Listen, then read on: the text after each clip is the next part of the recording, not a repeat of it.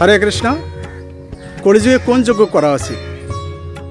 অশ্বমেধ যজ্ঞ, গোমেধ যজ্ঞ কিংবা বিষ্ণু যজ্ঞ, অনেক অনেক যজ্ঞ রয়েছে।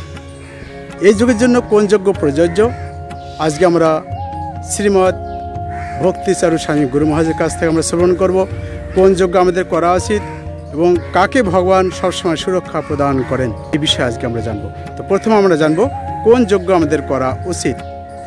প্রভুপাদের কৃপায় আমরা জানতে পেরেছি যে এই চৈতন্য মহাপ্রভুই হচ্ছেন শ্রীকৃষ্ণ স্বয়ং, এবং চৈতন্য মহাপ্রভুর প্রবর্তিত যে নাম সংকীর্তন, এইটাই হচ্ছে কলিযুগের যজ্ঞ, কলিযুগের ধর্ম।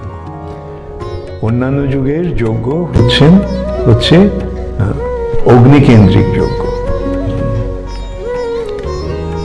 কিন্তু কলিযুগের যে যজ্ঞ সেটা সংকীর্তন যজ্ঞ, শব্দময় যজ্ঞ, এবং এই যজ্ঞই হচ্ছে কলিযুগের যুগ ধর্ম। যজ্ঞই সংকীর্তন প্রায়ই যজন্তি হি সুমেধাসঃ। জানতে পারলাম যে কলিযুগে একমাত্র নাম যজ্ঞ, এই হরিনাম যজ্ঞ আমাদের করা আছে। তো এখন আমরা মহারাজের কাছ থেকে আমরা শ্রবণ করব ভগবান কাকে সবসময় সুরক্ষা প্রদান করেন। ভক্ত যখন ভগবানকে ডাকে ভগবান শোনেন। কে কে মনে করেন যে ভগবানকে ডাকলে, ভগবানকে প্রার্থনা করলে, ভগবানের কাছে আরতি সহকারে ঐকান্তিকভাবে ভগবানকে প্রার্থনা করলে ভগবানের কাছে ভগবান সেটা শোনেন?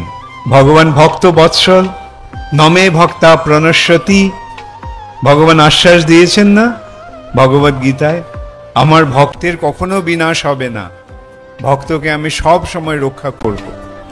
অজামিলের কাহিনী মনে আছে? অজামিল নারায়ণকে স্মরণ করে নয়, ভগবানকে স্মরণ করে নয়, তার ছোট ছেলেটাকে স্মরণ করে সে নারায়ণকে ডেকেছিল।